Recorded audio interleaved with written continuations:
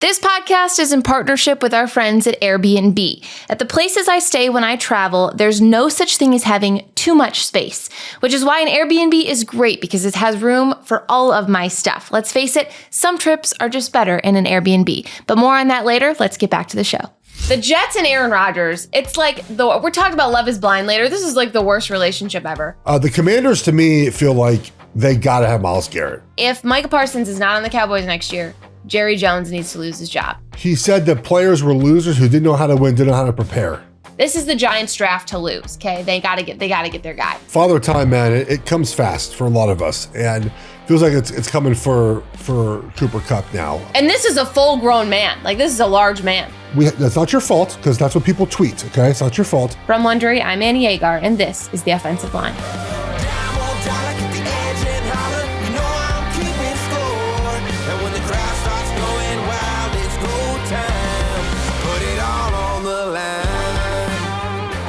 Welcome to The Offensive Line, you guys. We're here to make some picks, talk some shit, and hopefully make you some money. I'm your host, as always, Annie Agar. Here with me today is former NFL offensive lineman and host of Geoff Schwartz is Smarter Than You, which is the best podcast name, the man himself, Geoff Schwartz. Geoff, thank you so much for joining us today. Yeah, glad to be here. We spent some time in New Orleans together for the Super Bowl. You were busy. I don't know how you do it. I don't know how you do all the things you're required of you in that event. I just want to sleep after 2 days. I'm just ready to sleep the entire time I'm there. I will say our dinner with our agent, we share an agent, our dinner with our agent was the best food I had that entire trip and probably the only food I had the entire trip.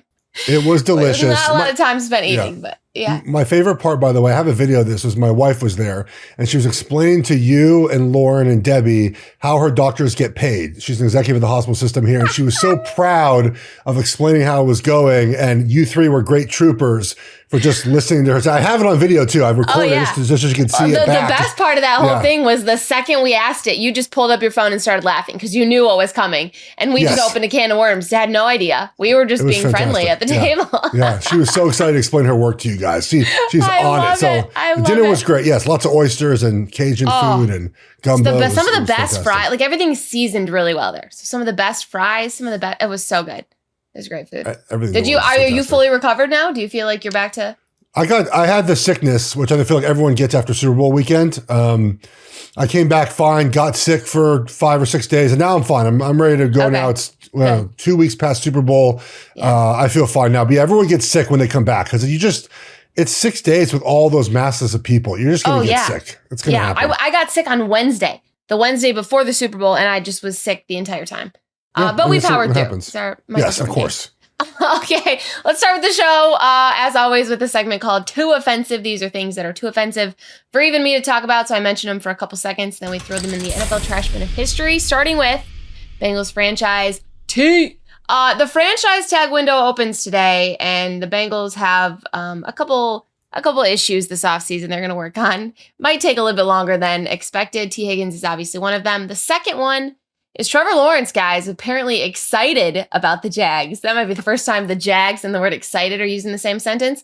And lastly, Nick Sirianni working at a bar as if his coaching job wasn't enough. He was behind the bar pouring shots for people. It was a wild Super Bowl parade.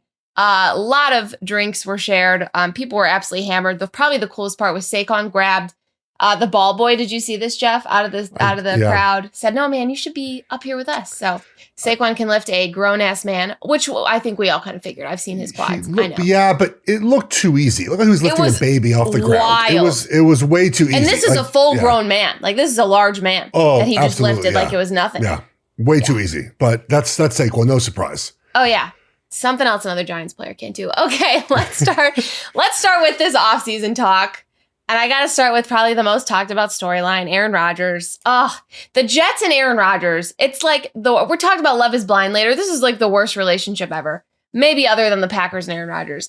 The Jets basically are saying, well, they did say they moved on from him. But the wildest thing is they sent out a tweet saying they were thanking him. I'm sorry, thanking him for what? The 5-12 season, carrying out an American flag, literally getting your entire coaching staff fired. I'm not sure what we're thanking him for, but it was very nice. A nice sentiment.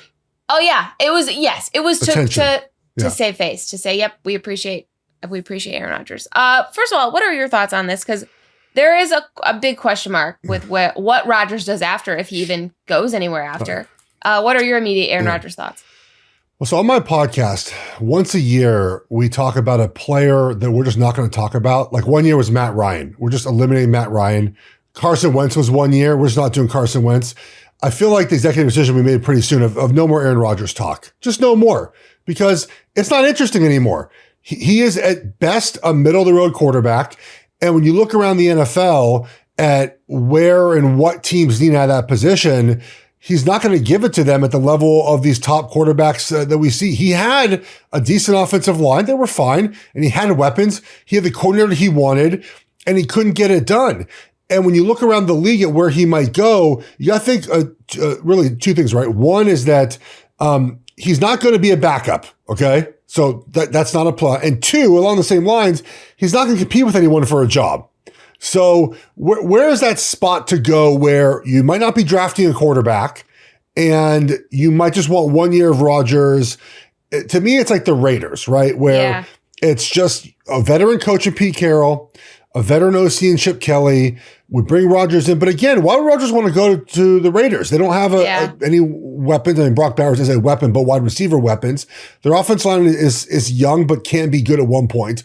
I just don't see the fit there why Rodgers want to be there. Otherwise, not a lot of places. Now, if he waits till post-draft, and let's say Tennessee decides, hey, at 1, we're taking Abdul Carter, Travis Hunter, maybe Tennessee is a place for Rodgers to go.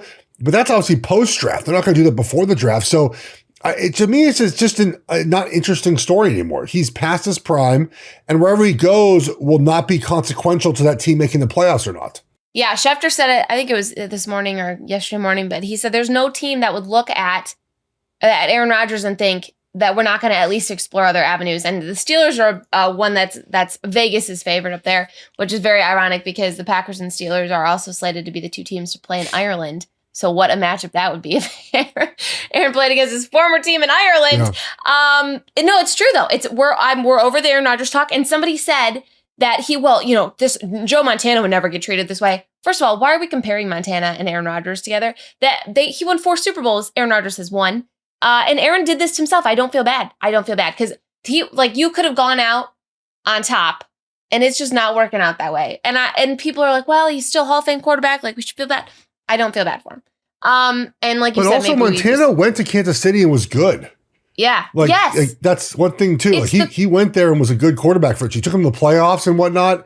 Rodgers did not do that in New York. Now, there were different points of their careers. I think Montana was a little bit younger, but still, I mean, the injury sucked, right? Like that changed everything about what Rodgers can be. But that's part of football. Like everyone, there's a 100% injury rate, right? Like you're gonna get hurt. It's part of it's part of the storyline. You can't just take it out and say, well, if it didn't happen, he wouldn't be. Well, it did. Sorry, guys.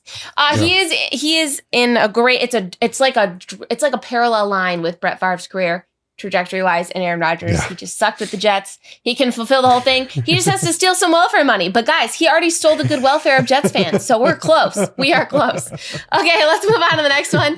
Deebo, there are a lot of trade seekers. Okay, let's talk about the trade seekers in general because this is a huge offseason news. Trade requests happen in many ways. However, we're seeing them all play out kind of at one time this offseason, starting with Myles Garrett, Cooper Kupp, Deebo, all in trade rumors. Micah Parsons and T. Higgins are being discussed. How do you see these situations playing out? We'll play a little mini game to kind of go one by one. But in terms of these trade situations in general, there's a lot of weird ones. Like people are requesting it. Teams are saying, hey, we're trading you. People are denying trades. Like it's a really weird trade situation and a lot of big names being thrown around. So Myles Garrett's obviously the prize as of right now. And the question is, do the Browns trade him? They said they're not going to do it. But obviously pressure at some points. The Browns might say, hey, man, we'll take 2 first-round picks from someone. Commanders, Eagles.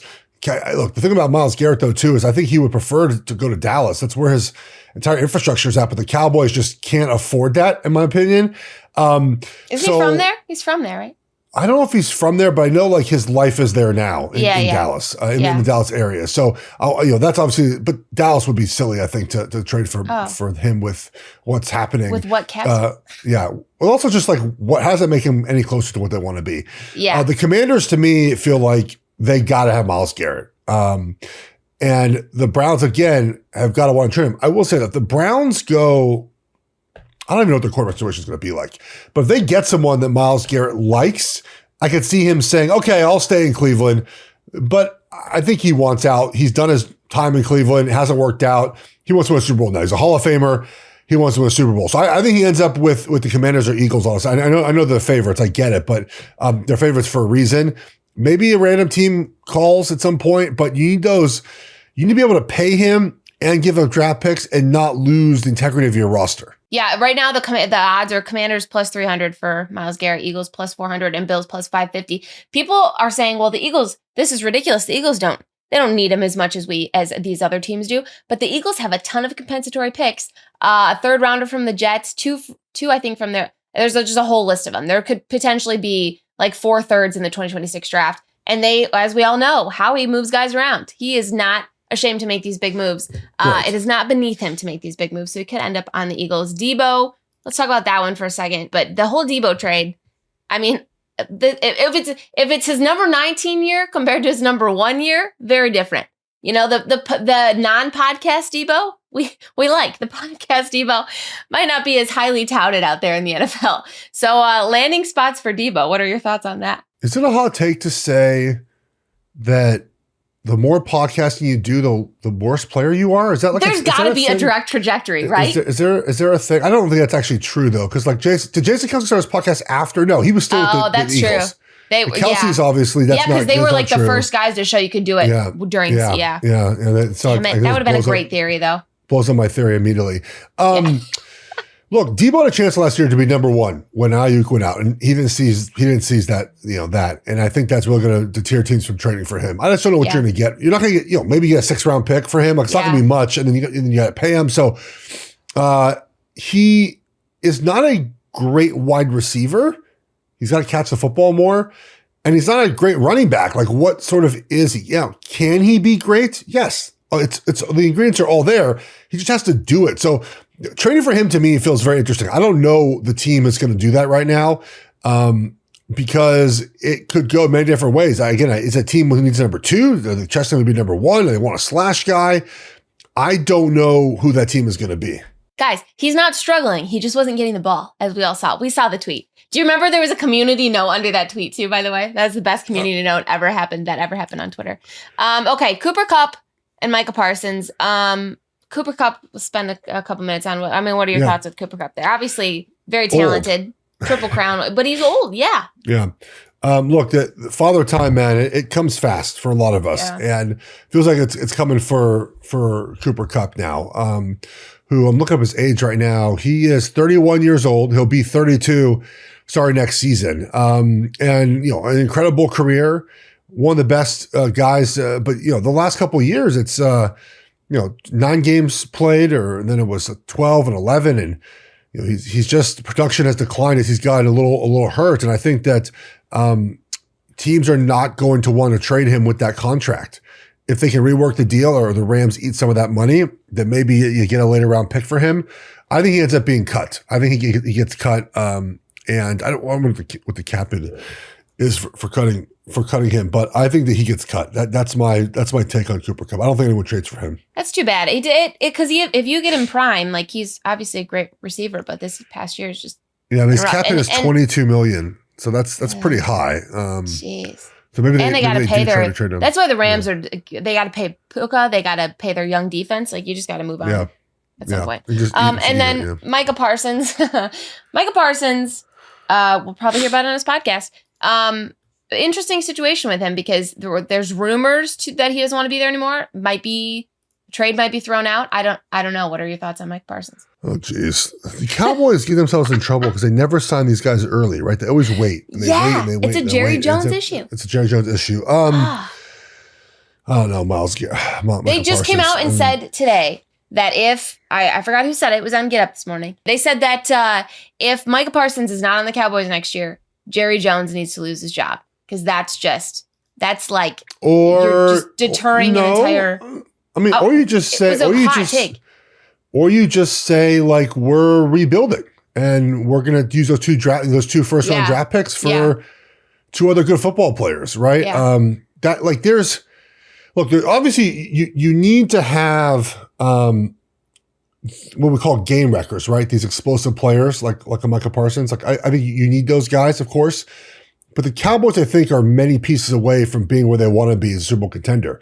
And so is one Micah Parsons that important, or is like 3 draft picks, and you have to hit on those 3 guys, better for roster building? So if they want to blow it up, and which they certainly might want to do, then yeah, I mean, I think teams would trade 2 first-round picks for him in a heartbeat. He's young, hasn't been paid yet.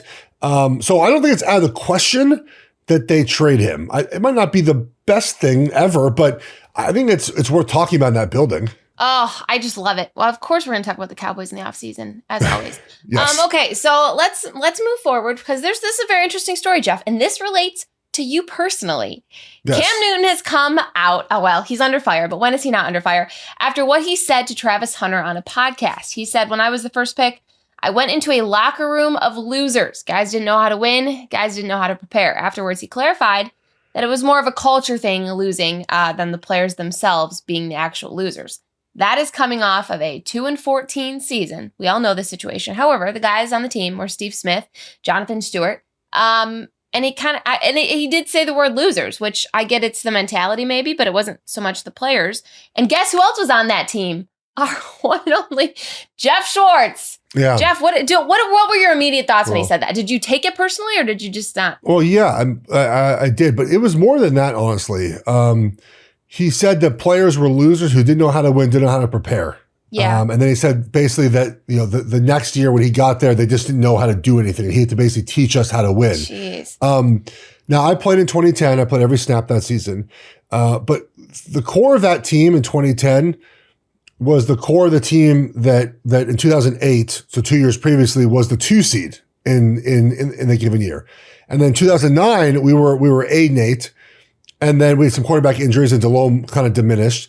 And then 2010, we went 2-14. The reason we went 2-14 is our owner sort of cut away the fat on the team because it was an uncapped year. And we had Jimmy Clausen play football. And I don't want to take a stray at Jimmy Clausen, but like that was the truth of it. And in a year we were 2-14, Annie, we had 3 guys make the Pro Bowl. Yeah. Which is like hard to do on a 2-14 team. And this is before the Pro Bowl, Drake May's in the Pro Bowl, right?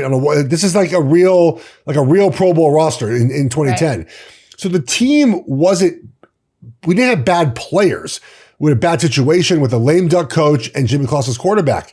And so I get why a lot of guys took offense to that, because he didn't say we had a losing culture, which, okay, you want to argue about losing culture, fine. He called guys that had previously won and were winners losers, right? And his point very clearly to Travis Hunter was like, you're going to go into a place that hasn't won a lot of football. Yeah. But that wasn't Carolina either. Like we weren't bad previously to Cam Newton. We were fine. We weren't great. We weren't terrible either. And so the idea that like Cam, and look, he was a great football player. He won an MVP, took the Panthers to the Super Bowl, like fantastic player. But a lot of the players that were like the core of those early teams that he won with were the losers. They called those those were the losers. And I think that's why a lot of players took offense to that. And like, look, I get Cam's in the sports media now, and he's on those shows. He's got to give us hot takes, but people are going to take you at your word. And that's what you said. And I know he clarified it, saying that he didn't really mean we're all losers, just some of the guys, but it's not what you said, And I think that rubbed people a lot, the wrong way, because we didn't play bad because we were all terrible football players. We just had bad situation. Yeah, the 2010 Panthers had more Pro Bowlers than the Bills this year. It's a weird way to say it, it's annoying because then he doubled down. If he'd have said it and then said, actually, I meant the culture was bad, but then he doubled down. And came out and said the same thing again. Which is Cam, in your opinion, the right person to talk? I mean, you mentioned that he has to give these hot takes, but is he the right person to talk about winning, because he had a winning record 3 times in his career, and he was a great quarterback, other than the not jumping on the ball situation, But what does he have the credibility to talk like that? Obviously, I think he does about the teams he was on, right? Yeah, because he was on those teams, but saying those things, and also too, like, he keeps, there's this narrative out there that, the Panthers aren't inviting him back to stuff. That's not true. The Panthers have been trying to get him to come back, and he doesn't do it. So That's part of it as well. It's just a narrative out there that like the Panthers have shunned him. And from what I've been told, that's not the case at all in Carolina. So that is like part of this as well, where he feels like he's got to take shots at the Panthers when I don't think the Panthers feel that way at all about Cam Newton. I think they would love if he was part of the organization and made more of a presence in the building and in the city and whatnot. Did you and a couple of the guys from that team or teammates that you had talk about this, what he said afterward, or talk about the situation afterward? No, I mean, I've heard, I know Charles Johnson tweeted about it. Steve, I saw Jonathan Stewart go on his podcast and talk about it. Jonathan Stewart was very like, Cam's his boy. So he was very non-committal about what it was. I'm friendly with Cam. I'd still say what I want to say about it. I just don't think that was the right thing to say. It's interesting. It's just interesting from a teammate's perspective. All right, guys, after the break, we'll talk our first Sunday without football and do a little off-season draft. Stay right here on the offensive line. All right, guys, let me tell you, as someone who travels solo a lot, I did not think I needed a whole 3-bedroom apartment to myself. But now that I've got a taste for all that space, I can never go back. When I was in Arizona for the big game, I stayed in an Airbnb that had 3 bedrooms, one for me, one for all of my gear, and one for my closet, which is basically just jerseys. Plus, it had a huge kitchen, which came in handy for cooking my own meals. I don't know about you guys, but after traveling so much, I get kind of sick of eating out. My Airbnb was actually a bit further away from downtown, so I could get away from all the chaos of the big game. It had a fitness center and a pool, so it felt good having my own kind of home base where I could do my regular routine. That Airbnb was truly my sanctuary that whole trip. And a little tip I discovered, the next time you book an Airbnb, you should check out their guest favorites. Guest favorites on Airbnb shows places that have really great reviews from previous travelers. You can easily see which ones were top rated, so you know when you're booking that you've got a real winner. Guys, welcome back to the offensive line. This was the first Sunday, as we all know, since August without football. And it went just about as well as to be expected. Check this out, guys. This is what I did Sunday. I stood out in the snow contemplating life. This lasted probably about 10 minutes. What do people do on a Sunday? I'm genuinely curious because I don't know what there is to do. You go to church, that's great. And then there's a time period between noon and 10 o'clock when you go to bed where there's nothing happening. So I bet on Ludwig Oberg to win the Genesis Open, and he came from like 5 strokes back to win. That was plus 2,200. That's fun. I bet on Joey Logano to lose the Daytona, so that was fun for me. I did not watch much NASCAR. I've tried. I've been to some events here in Charlotte. It's a big NASCAR city, obviously. I bet on college baseball this weekend. Okay. I had a one wager in the All-Star game. Yeah. I didn't watch a second of it, but I had a wager in it.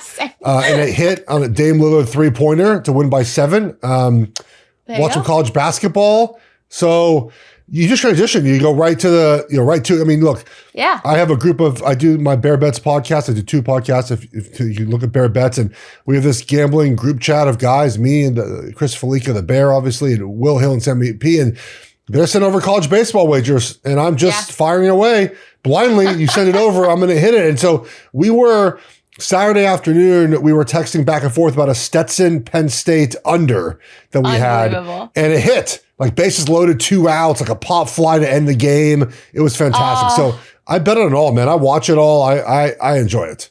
Sports betting is probably it is the best thing ever because of situations like that. It gave me stake in my Sunday that I didn't actually think I would have. I was the biggest Joey Logano fan out there. He crashed, which that was on me because apparently that happens every race, and I should have known that. I thought everyone crashed in that race. Pretty much everybody did. It was I can tell you all about it because I was very upset about it. He got into a position he shouldn't have gotten in. And it happens a lot. It's him and this other guy. I can't remember his name now, but they always crash late in the races because they try to get this position. It's not there. He forced a guy up against the wall, crashed. I think it was an 8. I think that took out 8 guys. Not great for me. And Kyle Busch, I did a deal with, so I know a little bit about Kyle Busch and his racing career as well. So we might need to call the gambler hotline there, the 1-800. Did you know that number, Geoff? You feel familiar with that? It's only an issue if you lose. It is. It is. I had some other Scheffler wagers as well on Sunday in the Genesis. I hit those as well, so it was a good. It was good. Look, here's the rule, okay, everyone? I've maybe said this before in your show before. You only wager the amount of money you can afford to lose, right? So if I lose some money betting on golf or NASCAR or college baseball, doesn't affect your life. That's the way you do it. So you throw a little action here and there. It does. It's a bad NFL Sunday gambling will really, it really takes it down a little bit. Yeah. Yeah. The fun thing is, I feel like, and you tell me if I'm right or wrong here, but when you're gambling on, like, if you're betting on NFL and like nothing hits, you're like, oh, this is just the worst thing ever. But if you're betting on a sport you know very little about or something, you're just kind of like, yeah, that sounds fun. Like, let's just throw a Stetson under, you know? Like, then you don't feel as bad. Is that true, or do we still feel? Still, I'm supposed to know football, right? Yeah, right. That's why. Exactly. That's why, football. Yeah. I don't know Stetson or Penn State at all. So yeah. Okay, guys, we'll be betting throughout the offseason, 100%. But there are things happening in the offseason, and since it is officially here, we're already counting down the days to next year. There's still so much happening between now and then. That's why we're gonna do a little draft here. We're gonna draft our top 5 storylines in the offseason. So there'll be a minute on the clock to make our pick, and we don't take up the full lot of time like they always do in the NFL draft. And then we can discuss before the clock restarts, and we'll move on to the next section. So 5 draft picks. We'll do back and forth here. I'll let you go first, Geoff, as the guest. You can do your number 1 overall pick on the offseason storylines with 1 minute on the clock. Go for it. I think the one that's going to be pressing early in the offseason is going to be Travis Kelce's retirement status. I do not know if he's going to retire. I've said for a little bit, I think he will. That will obviously ignite a firestorm of like, what happens to the Chiefs? Like, what do they become? But there's also a possibility that his body feels good in June, and he's like, I want to come back, because that's what happens with some of the vets, right? Like, your body starts feeling good, and you're like, I want back in. So even if he does retire in March, this happened with Gronk too, retired, came back. Like, I'm not sure it's going to be over with the decision he makes. Even if he says, I'm coming back, I can't imagine it's for a full workload, which is not really the way Andy Reid works. So to me, Kelce's potential retirement, to me, is a pretty fun storyline. I'm sure you did. I think maybe you even tweeted out the one play where he literally, the ball was snapped and it was 3 seconds later and he moved. I didn't want to be one of those people, but yes, it wasn't great. It's just sad to see. Okay. Great. That was 1 minute on the clock. I will make my first pick, my first offseason talk. I'm going to go with the T. Higgins and Jamar Chase conversation, the Bengals and the franchise tag and all that, because this is a Super Bowl window for the Bengals. They're not going to win a Super Bowl without Jamar Chase, without T. Higgins. And let's not forget, they have to pay Trey Hendrickson too, who was the leading leader in sacks for the league this season, more than Myles Garrett. And I think it's a big storyline because it affects other teams too. Like the Packers, for example, we're going to go for a wide receiver. We'd love T. Higgins, but we're not going to make a move on Myles Garrett if we're trying to make a move on T. Higgins. If he's not available, we'll probably draft a wide receiver in the second round, knowing us, but that's beside the point. But it's just a big storyline in terms of how it impacts other teams. And number 1, the Bengals. And Joe Burrow came out and said he'll move around his contract if need be, because that he knows that's what they need to win a Super Bowl. So I'm going to go with that one as the number 1 storyline this offseason. It'll probably be hopefully recovered or talked about enough before the actual offseason starts after the draft, but you never know. Well, players always say they're going to move money around. Do they actually do it? And then they don't actually. Never, no. That's a formula. Okay, number 2 pick. All right, my number 2 pick is going to be the next Commanders. This is a topic that we always have every year, right? There might not be next Commanders because these rookie quarterbacks, I don't see them coming to Tennessee or Vegas or New York and energizing them the way Daniels did. But I think the idea is like worst to first, right? Who's the worst to first team? And I'm not even sure Washington was the worst last year anyways, but the idea is like sort of from nowhere, a 5.5 win total up to 11 or 12 wins. I mean, to me, the easy answer is New England, right? Like it's with Drake May in year 2, they're strong in free agency and in the draft, and they make that pop with the Dolphins probably kind of coming down a little bit. Yeah, that's a good one. And I think mine will kind of play off that one a little bit because I'll do in terms of rookie quarterback. I'm gonna do the Giants quarterback situation. They've been in hell for 6 years with Daniel Jones, and they've settled, and they just can't this year. They have to get a Manning pick. They have to make this quarterback their franchise guy. And I don't know if that's a trading up situation. And this is the very interesting thing because it's a 2 quarterback draft. They're at they have the 3rd overall pick. And so do you trade up? But also, do the teams ahead of you we have some generational talent with Travis Hunter. And do like the Myles Garrett situation, do the Browns, if they trade Myles Garrett, do they go for a replacement in Abdul Carter? Does Tennessee take Travis Hunter since he's this generational talent, even though they probably should get a quarterback? There's just so many moves pending, and this is the Giants' draft to lose. Okay, they gotta get their guy. And I think that personally is Cam Ward, but I think that's going to be a big talk this offseason, and that's huge for them. Yeah, I'm going to piggyback on that for my third storyline here, Annie. I'm going to go with the number one pick in the draft because it's really fascinating this season. So we know Tennessee's general manager said we're looking for generational talent. Now, people assume that was someone who's not a quarterback. That's just not true. It might be Cam Ward, right? I think it's not Shadir Sanders. I think it's one of three players. Cam Ward, Abdul Carter, the defensive end of Penn State, or Travis Hunter. And it's interesting, Travis Hunter, by the way, is going to the combine as a corner, which is what I thought he'd play in the NFL with some wide receiver mixed in. But, they could take one of those three guys or trade out, which, of course, everyone wants to trade out. I'll give you a pet peeve of mine quickly, okay? It's good to draft season, everyone. Just listen carefully. If you tweeted someone, that team should trade their draft pick, trade down. You have to tell me who's trading up. Okay? Because everyone just says, trade down. Tennessee, trade down. Who's trading up? Of course they want to trade down. Give me the team who's trading up. Stop just saying everyone's trading down. Every team would trade down if they could. Okay? They absolutely would. That's a great point. Who is trading down? So that to me is interesting. Number one pick. That's a great take though. That is very true. I see it on Twitter all the time. Yes. Oh man. Okay. With my third, I'm going to go a little close to home on this one. I'm going to say, obviously the star pass rushers is such a big offseason topic, but I'm going to say more so in terms of the NFC North in particular, two teams in that division who need one, Detroit and Green Bay, and Myles Garrett's out there, Max Crosby.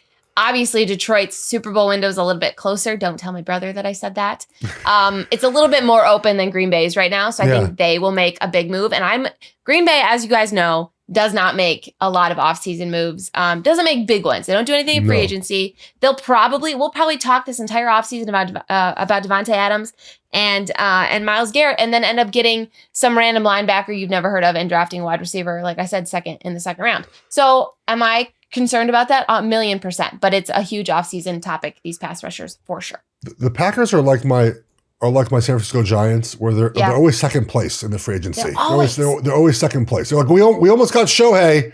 We almost got him. Yeah, we talked about it. Yeah. Cooper DeJean. Yeah. We was in our mock draft, guys. We talked about it. We almost got him.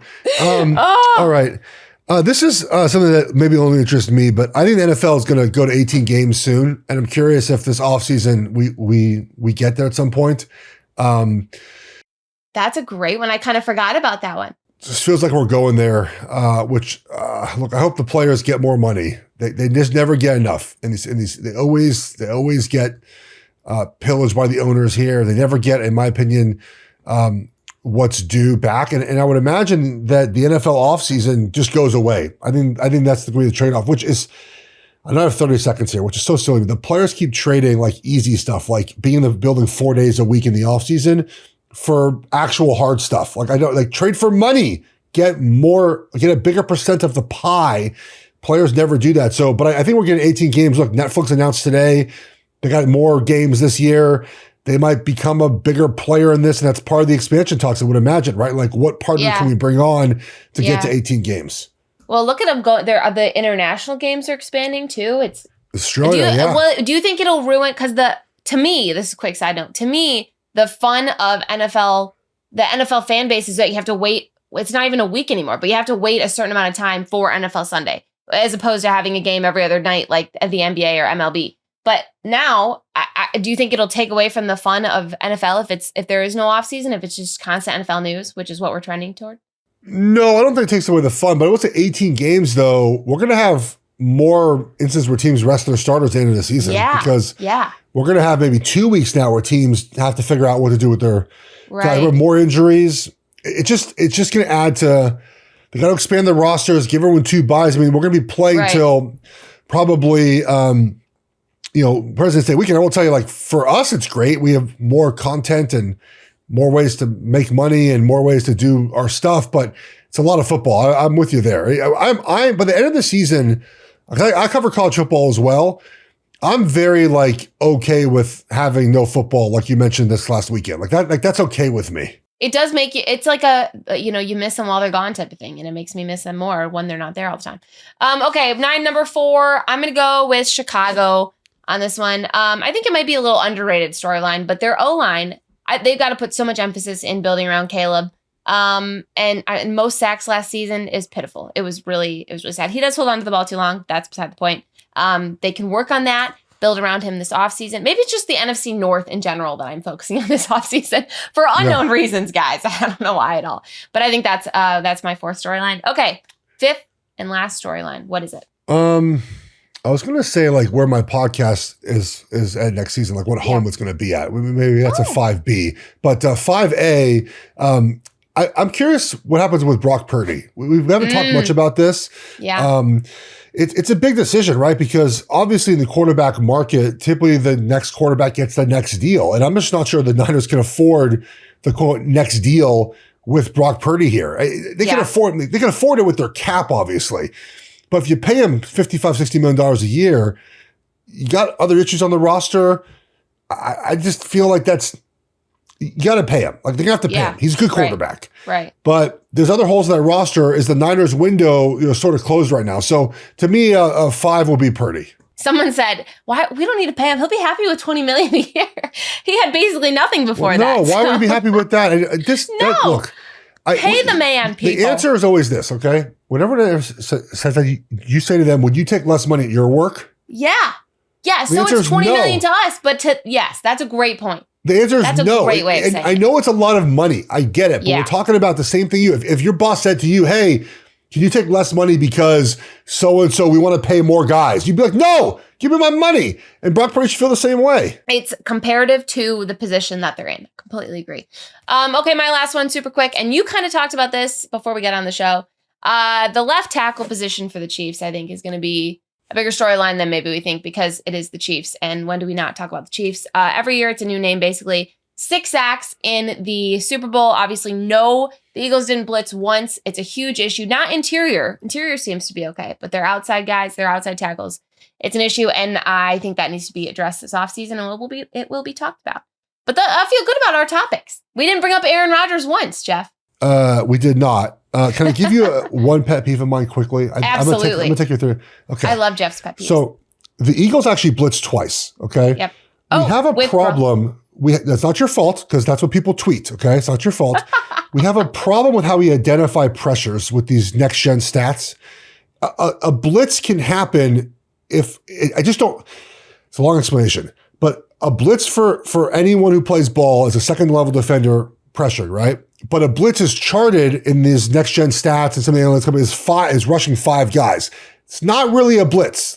So they blitzed twice. They brought Zach Bond twice. Right. One time they rushed 3. One time they rushed 4. Right. That to me is a blitz. Okay. Right. Now you can say the Eagles did not rush more than 4 the entire game, which is true. They didn't rush more than 4, but they did pressure Bond twice. They brought him twice. Yep. So I want to make that clear. It's not your fault. It's a tweet. I get it. No, but, I love that take because I did see that. I did see that, and I saw because you can pick up on a quote unquote blitz. Like you see the guy coming, you see the pressure. You can feel that it's a blitz, but it doesn't look like it because it's 4 guys. I totally get that. So that makes a lot more sense. And I would not have known that because I didn't play, obviously. So, okay. It's okay.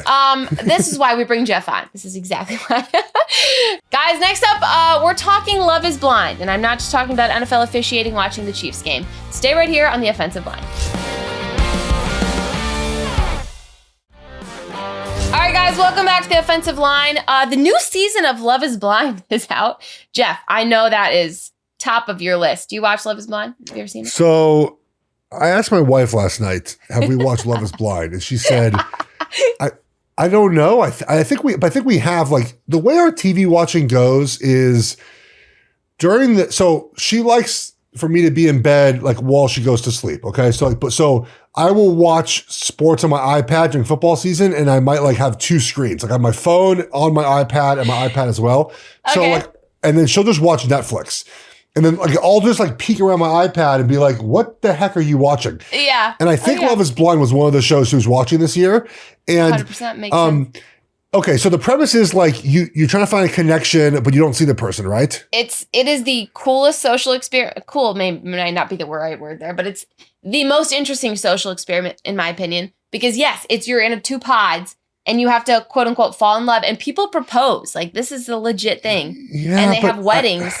Based off never seeing the other person. To me, it's the dumbest thing ever because I could never date someone not knowing what they look like. And that's not like a superficial thing. You have to have a level of attraction to date someone. You could be superficial. I would not have don't you think you have to like... right. You have to have a level of... Looks. Right. But and they're going, well, it's all like based off your like you connected with soul. That's great and everything. That's you have to lovely. have not to get, I don't know what your podcast is rated, but you have to have a sexual attraction to your partner. No, 100%. 100%. And you can't do that. That's why I think it's just silly, this Love is Blind thing. But, it's the stupidest thing. It really is. I totally agree with what you're saying. I totally agree with what you're saying. And you'll see it too. Like people will get along so well, they'll talk so well, and then they see each other. It's the funniest realization because they just are like, I have no attraction to this person. And I love talking to my dog. I'm not attracted to them. Like, come on, people. Correct. God. Yes. So you have great conversation. It just doesn't make for a relationship. It's the dumbest show. That being said, we're going to test it out today, Geoff. Okay. Okay. So we're going to put this whole blind love test to the test with a blind stat comparison. Okay. So what I'm going to do is I'm going to show you two sets of stats, and you're going to pick which one you're most in love with, okay? But I'm not going to tell you the player until after, and then I reveal the player. And then you're going to tell us if you think, oh, that's right, I actually do love that player, if you actually don't think this is the right. I can tell this is going to be like Russell Wilson's going to be one of these guys. I can already tell. It's going to be guys Carson Wentz from 4 years ago. We're going to find out today, guys, if love truly is blind. That's what they say on the show. Okay, stat comp number 1. Are you ready? Yes. Quarterback number 1, QB1. He threw for 4,319 yards, 35 touchdowns, 12 interceptions for 66.2%, okay? Quarterback number 2, 3,000 yards, 3,731 yards, 28 touchdowns, 6 interceptions, and threw for a 63.6%. So which quarterback are you more in love with here? Okay, are these silhouettes the quarterbacks, by the way? No, don't look into it. Oh, don't look into the silhouettes. They are. No, they are because I don't think so. I think B is a quarterback that I don't like. I'm gonna go A then. Let's go A. A is your quarterback. Okay. Let's see what A is. Let's see if love is blind. I'm not thrown away by interceptions. It don't bother me. Quarterback A is Sam Darnold. Quarterback B is Josh Allen. Thoughts on that? Is love blind? Was that so the one thought I had in some of these is the yardage can be deceiving because at the end of games you throw the ball a little bit more. Right. And Josh Allen just didn't have to do that in a lot of his games. But obviously Josh Allen's the better quarterback, yes. Obviously. So love is blind. Love is blind there. So I would have chosen the wrong partner. Yeah. That's okay. That's why this show's stupid. Okay, stat comp number 2. Wide receiver 1. 975 yards. 6 TDs, 77 receptions for 15 games. Wide receiver number 2, 959 yards, 6 touchdowns, 81 receptions, 17 games. I mean, obviously, one he did in 15 games. I feel like that's probably a little bit better, but these numbers look identical. Yeah. All right, for fun, I'll just go opposite. I'll go 2. Give me 2. Okay. Wide receiver 1 was Juwan Jennings. Wide receiver 2 was Tyreek Hill. Oh. So, yeah. I know Juwan had a really good year. Obviously, Brandon Ayuk being hurt helped him a little bit. I bet on Juwan Jennings in a game this year to go over, and he got ejected. That was not fun. Oh, yeah. He's weird like that, right? Because was it this past year or the year before? He had like a huge game. He had like 4 touchdowns in a game. Yes. And then he'll just be non-existent in other ones. Okay. The next one, I think I know who running back 1 is, but go ahead. Okay. Stat comp number 3, running back 1, 1,043 yards, 6 touchdowns, 263 carries. Running back 2, 891 yards, 6 touchdowns, 148 carries. I think running back 1 is going to be Najee Harris. I'm going to take running back 2. Running back 2. Wow. First of all, I will say you are correct on that. That is Najee. And the running back 2 is Jaden Daniels. threw a little curve in there. Because here's why I the Najee one. It's been a lot of talk about him having 4 straight 1,000-yard seasons. Oh yeah. And I figured like that was going to be like that number looks like a guy that just barely got 1,000 yards. It looks great, but 263 carries. That's a lot of carries. A lot of carries. Yeah. I would take Jaden Daniels over him. I like it. Great choice. So maybe you'd be good on this show, Jeff. You just call everybody out on their bullshit. I've done 3 TV pilots for food cooking shows. I am over that process. Unless you're like giving me a TV deal you like, immediately. I didn't even know that about you. Yeah, so I did. My brother and I did one way back. One episode, it was terrible. Then someone approached me with a show basically for diners, drive-ins, and dives, but for stadium food. So I filmed an entire Sizzle Angel Stadium over that idea. That nowhere. Yeah. And then Mitch and I filmed 7 episodes of a food show 2 springs ago, like 7 episodes, like almost a full season, and it got canceled. I never saw the light. So I've done enough of that. I got paid for that one. Oh, though. yeah. I got paid for that one. That's good. But that would be great for you. I feel like that's so. It would be fun. I would watch it. It just didn't happen. I would do it again. Yeah.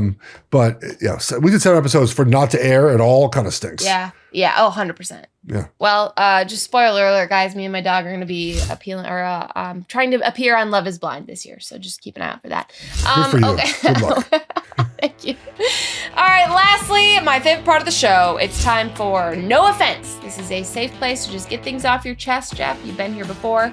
You know, far too often we have things to vent about, to rant about, and this is your time to do it. So I'll go with my No Offense first, and then if you have something to rant about, feel free to. Are you ready? Yes. No offense, but the Twitter algorithm without football absolutely sucks, you guys. First of all, yes, I am calling it Twitter. It's hard to say X. I'm calling it Twitter. But I need NFL Twitter to return. NFL Twitter is one of the best places in the whole world. Yes, it's mean. Yes, people are brutal, but it's my happy place, okay? It's my safe space. Now I'm getting videos of LeBron not dapping up Jaylen Brown at the All-Star game. I'm getting Drake performing in a shirt that had like holes in it, like he'd been shot 50 times with smoke coming out of it. It's really cool, whatever, CGI, whatever they call it.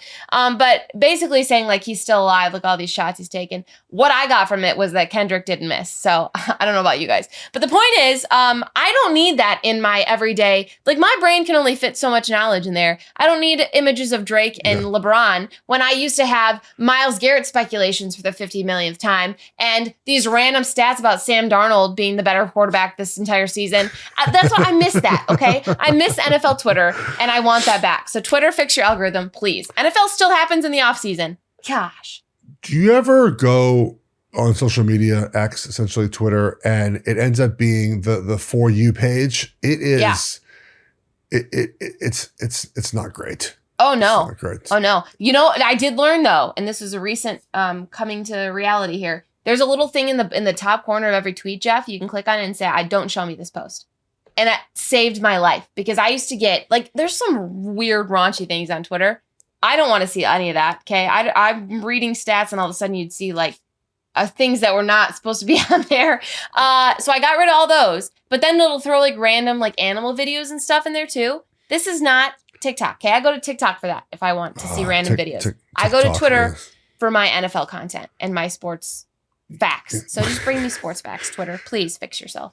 Okay. I'll just say this. There's about TikTok. Somehow my TikTok is like 3 things. It's like food or German Shepherds, or now it's these fitness influencers who do they're like get ready with me's. Okay. And it's all just like jacked men. Okay. And they have like a bowl of like water they put their face in the morning. And it's like the dumbest thing of all time. I'm like, why? Just rinse your face with water. Why are we dunking our face in a bowl full of water and ice? Bowl? More dishes to do. One guy, by the way, one guy opens up a brand new bottle of water every time, pours a brand new bottle of water in there. But there are other guys that are like kind of like the imitation guys, very clearly have already opened the water, just reusing tap water. So a different level of like money, right, happening in these videos. But I'm just fascinated by that lifestyle. Like they're just fitness influencers. Wild. And they just dunk their faces in water every day. Yeah, if it works. I mean, you're watching the videos, so the algorithm's doing something. And German Shepherds and food. And German Shepherds. That seems like you. If I had to do like a mood board for you, it would be a super pissed off German Shepherd, but nice, but like a teddy bear German Shepherd. And probably a tweet about offensive linemen and food. Yeah, that's probably about it. My man's sleeping right here. He's knocked out. Look at love him. I haven't met him yet. Okay. Do you have a rant you'd like to rant about? I think college basketball is a bad product. I just don't like watching it. The SEC's been fun this year. When you watch them play, their body styles are just different. They play different style of game. It's a lot of offense, right? Even Auburn, who played Alabama the other weekend, like this, it's just offense. A lot of offense, a lot of scoring. Looks fun. And I just a lot of the college basketball is just bad. It's not good ball. It's a lot of threes and layups, which is fine. I get it. It's the way the game is. But basically, you win or lose if you can shoot a three or not. And then the other part that I think makes it worse is the fouling at the end of games, the referees and all the reviews. It's just a lot. The last 2 minutes take 15. It's just a lot. Oh, yeah. I just don't like this. Yeah, guys, don't waste your time watching college basketball. I watch it, though, unfortunately. Go watch Get Ready's with me with the fitness people. Who doesn't like my take? Tell me who that is. Reveal yourself. I like your take. I like your take. That would be Matt. The guy who doesn't like the take doesn't even watch college basketball. I don't appreciate this. Even though Maryland's good this year. Maryland's actually good. We bring Geoff on as a guest, and now we're roasting his no offense take. You know what? You open yourself up to being offensive when you say no offense. So, I did. Well, Geoff, I appreciate you coming back on. We always appreciate having you on the show. Yeah, great insight, great humor. You put up with me, so that's always nice. Oh, thanks for joining us so much. Yes. Come back soon. Hopefully, we'll talk more offensive lineman stuff. Check out Geoff Schwartz is Smarter Than You podcast. Like I said, coolest name ever. Very fitting, I feel like. And, of course, you'll be on Love is Blind next episode, so we'll keep an eye out for that. Absolutely not. Not enough. Oh, look at that. Look at that. Is that your dog? That's perfect. No, it's not my dog. You could have used my real dog. My real dog looks much better than that dog. I didn't see your face for a second. That is hilarious. That is me. I would have given you guys permission. I would have had to sign a release, though, to use my dog, so I probably would have wanted that. So, well, we wouldn't have shown the dog in negative light anyway, so, just you. All right, guys. Also, we're going to do a mailbag segment on the show soon. So I'll put out a tweet. You guys can send questions and I'll answer them and or roast you for sending in bad questions if you do. But there are no bad questions, guys, I'm sure. So send in your questions. We'll get to those next episode. Be on the lookout for that. That's it for this week on the Offensive Line. Be sure to follow us wherever you get your podcasts. You can watch our full podcast episodes on YouTube. Make sure to subscribe so you don't miss an episode. I will see you guys next week. And as always, Des didn't catch it.